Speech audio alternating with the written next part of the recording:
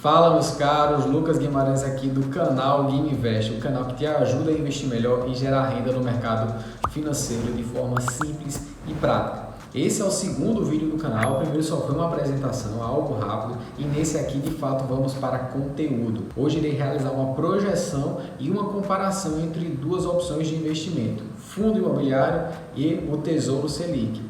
Essa comparação não é muito inteligente porque são duas classes de ativos diferentes. Uma é renda fixa e a outra é renda variável. Não devemos fazer essa comparação, tá? Mas como muitos investidores tomam essa decisão com base na flutuação da taxa Selic, quando a taxa Selic aumenta muito, os investidores correm da renda variável e vão tudo para a renda fixa. Por quê? Porque está rendendo mais. Só que isso é uma análise pontual e não devemos nos analisar somente naquele espaço de tempo, naquele momento que a taxa de juros está maior, mas em todo o período. Eu escolhi fazer isso por 2 anos, por quê? Porque desde 2020 a taxa de juros vem subindo. Ela estava em patamares de 2% ao ano lá em setembro de 2020 e agora está em 13,75%. Já os fundos imobiliários, ele vem de forma consistente entregando o mesmo resultado, não variavam tanto. Então, por isso que houve essa migração. Então, as pessoas começaram a sair dos fundos imobiliários e irem para a renda fixa porque ela estava começando a apresentar retornos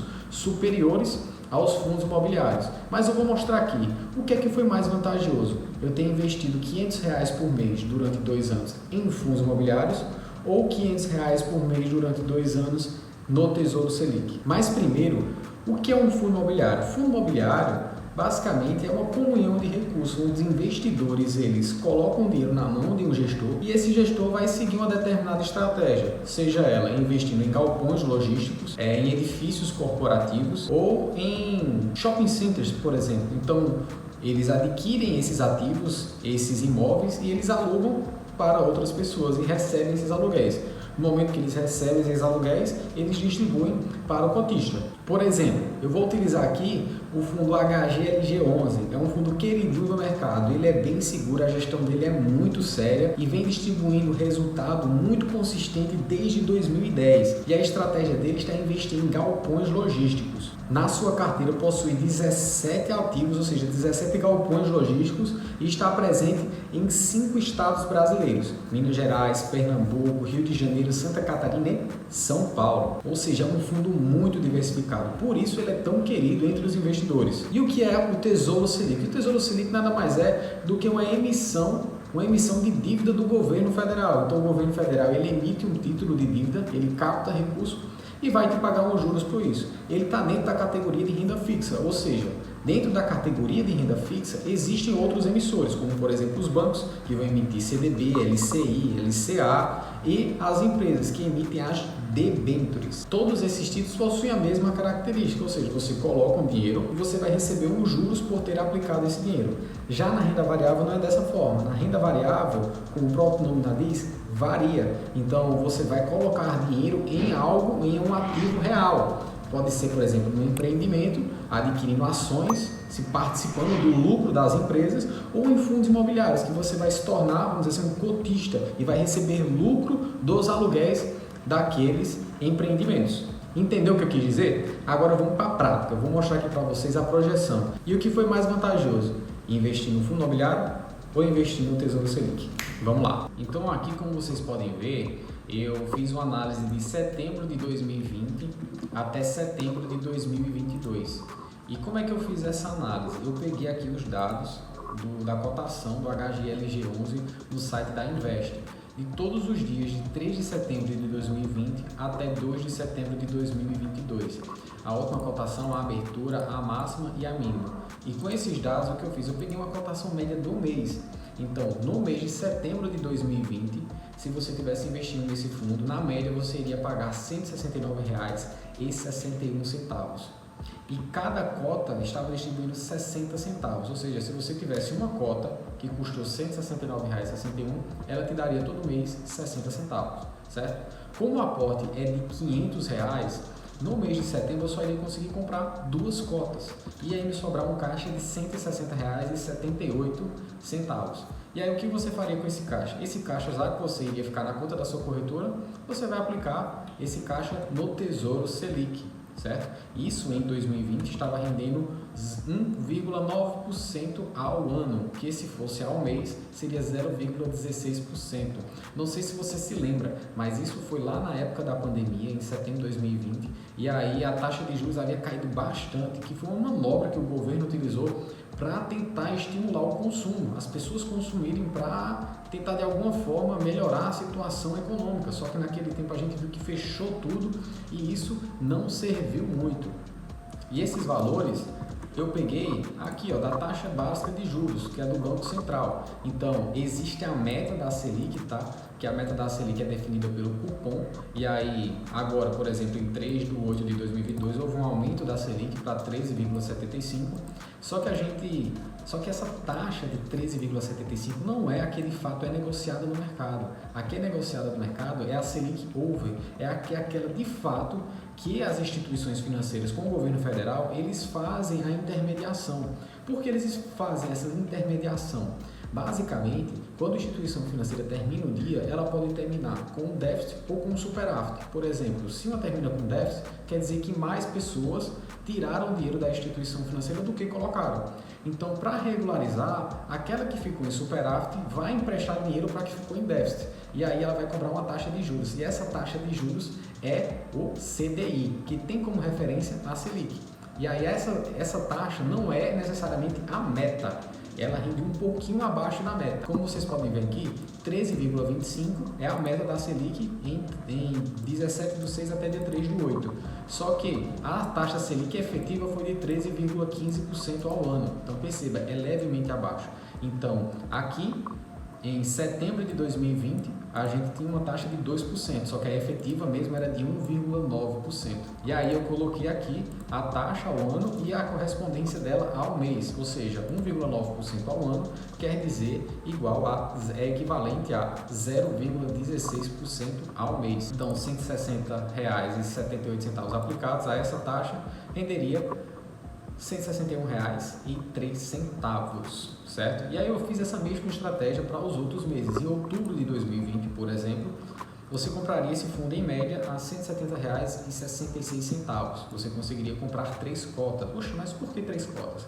Porque você teria R$ 500 do mês de outubro, já que é R$ 500 mensais, é uma aporte mensal que você vai fazer, mais o caixa que você tinha do mês anterior. Então, seria os R$ 500 mais os R$ 161 do mês anterior.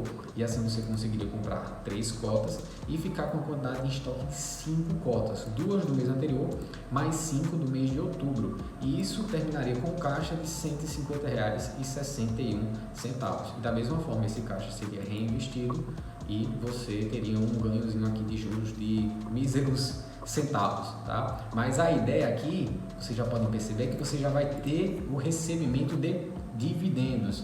Então, com base na sua posição de setembro, você adquiriu 2 cotas em setembro. Então, em outubro, você já vai começar a receber seus primeiros dividendos. Nesse caso, R$ 1,56. Por que R$ 1,56? Porque você tinha 2 cotas e no mês de outubro ela pagou 0,78 centavos. Então, 2 vezes 78 centavos, você recebeu em outubro R$ 1,56. E aí você vai ficar fazendo esse mesmo processo para os meses seguintes. Em novembro você vai comprar 3 cotas, vai ficar com 8 cotas no seu estoque, caixa de R$ 152,43, você vai aplicar esse caixa e você vai receber dividendos com base em 5 cotas que você tinha no mês de outubro, multiplicadas pelo dividendo por cota do mês de novembro, 78 centavos. Então, 78 centavos foram distribuídos com base em 5 cotas que você tinha no mês de outubro. E aí você tem R$ 3,90. Então, perceba que isso aqui ao longo do tempo vai crescendo bastante. E esse aqui é o poder dos fundos imobiliários. Porque esses rendimentos são livres de imposto de renda e à medida que você investe, você vai recebendo mais. Então, se a gente seguir essa estratégia até setembro de 2022, você já vai receber R$ 84,70. Isso com investimentos de R$ 500 por mês. Em apenas 2 anos, você já vai ter uma renda mensal de R$ 84,70. A gente pode ver aqui no gráfico também o crescimento desses dividendos ao longo do tempo.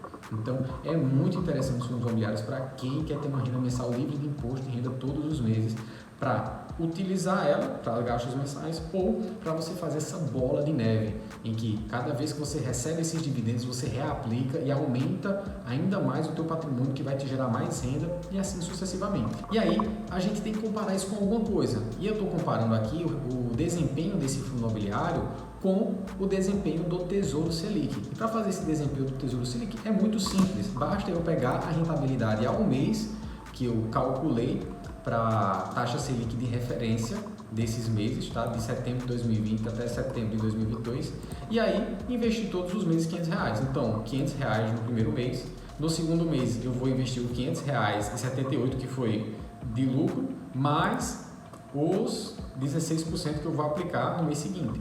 Então, eu apliquei R$500 a uma taxa de 0,16%, me rendeu 78 centavos. No mês seguinte, eu vou aplicar esses R$500,78 mais R$500 do mês, que vai me render R$2,36. Eu vou pegar esses R$1.000 e R$1.002,36, aplicar com mais R$500, que vai me render R$4,71.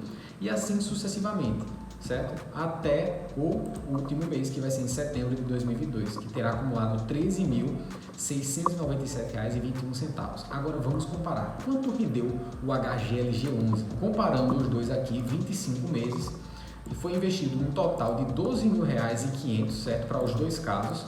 Só que no fundo você ficou com caixa de R$124,67, porque você não adquiriu, não vai conseguir adquirir mais uma cota dele. Então você deixa ele aplicado no Tesouro Selic mesmo.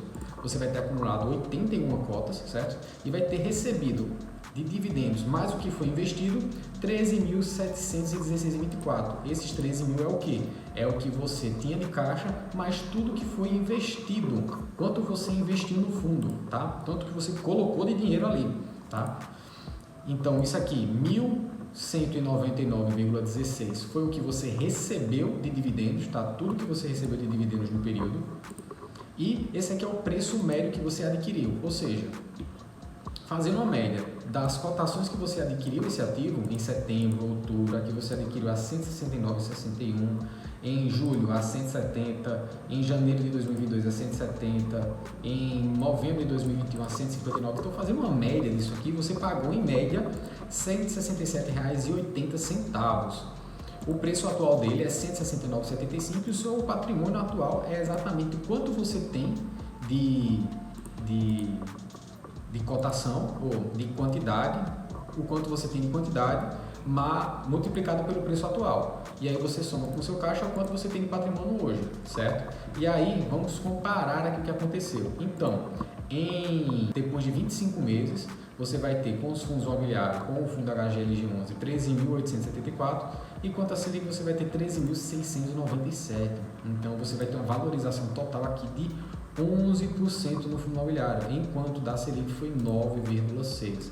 Ou seja, foi bem inferior ao fundo imobiliário, mesmo sendo um período em que os fundos imobiliários sofreram por conta dessa alta da taxa Selic. Se vocês perceberem, enquanto a taxa Selic ela começou a crescer, quando ela começou a crescer aqui, ó, em março de 2021, o fundo ele começou a cair. Então perceba, ó, estava 1,9, foi para 2,65, 3,4 e o fundo começou, ó, de 178, 174, 172, 170, 168 até chegar em 159. Então, quando a taxa de juros aumentou, a cotação do fundo ela começou a cair. Só que isso possibilitou com que eu comprasse mais cotas a um preço mais barato. Então perceba, quando o fundo imobiliário começou a cair, eu tive uma oportunidade aqui, uma oportunidade de adquirir esses fundos a um preço mais atrativo. E isso, no final das contas, fez com que eu tivesse no final uma rentabilidade superior até a da taxa Selic. Então perceba a estratégia. Enquanto a maioria dos investidores fazem esse movimento, eles saem do fundo imobiliário para ir para o Tesouro Selic. A ideia para ter uma boa rentabilidade com os fundos é você fazer o movimento inverso, começar a adquirir eles quando ninguém está querendo eles. Então as pessoas saem, vão para o Tesouro Selic porque está pagando maior, a cotação do fundo imobiliário cai, é nesse momento que você começa a adquirir esses ativos, porque você vai estar adquirindo eles com desconto, você vai estar adquirindo eles mais barato e no final das contas, mesmo com a taxa Selic em patamares maiores, você vai ter uma rentabilidade superior. Então, Perceba que o importante não é você só adquirir fundos imobiliários, você só adquirir tesouro direto. Eu utilizei aqui o tesouro direto como uma estratégia para o meu caixa.